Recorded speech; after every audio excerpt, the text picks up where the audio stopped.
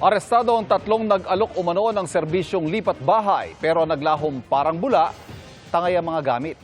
Ang detalye ng modus sa pagtutok ni John Consulta.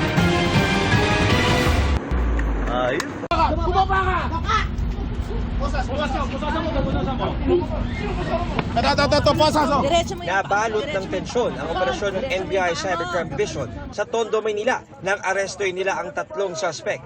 Ang laman ng truck na ito, puro gamit umano ng kliyente ng mga suspect na naging biktima raw ng ibang klaseng panloloko. Bagong modus to, in the sense na ito yung nag-o-offer nung short-term courier service para doon sa mga gusto maglipat ng kanilang bahay. Let's say from Manila to Mindanao, to Visayas, to any points within the Philippines. Biglang maglalaho ngayon itong truck na kung saan pati yung mga items nung victims natin nawala na. Pang-anim na naming complaint to, same modus. So we can classify it siguro as lipat bahay scam. May kanya-kanya raw role ang mga suspect mula sa pakikipag-usap sa mga target na maglilipat bahay, kumukontak ng isang lehitimong kumpanya na kukuha ng mga gamit at ipapadiretso sa kanila hanggang sa nagdi-dispatch siya ng kanilang mga nananakaw. Wala silang pinipili.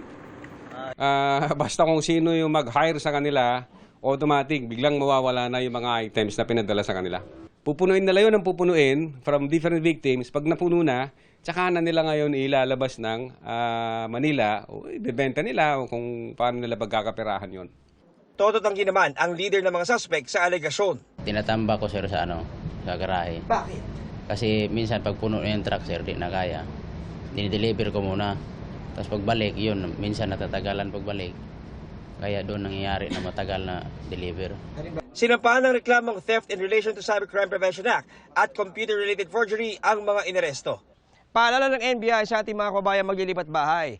Una, siguraduhin may physical office ang kumpanyang kukuha ng inyong gamit.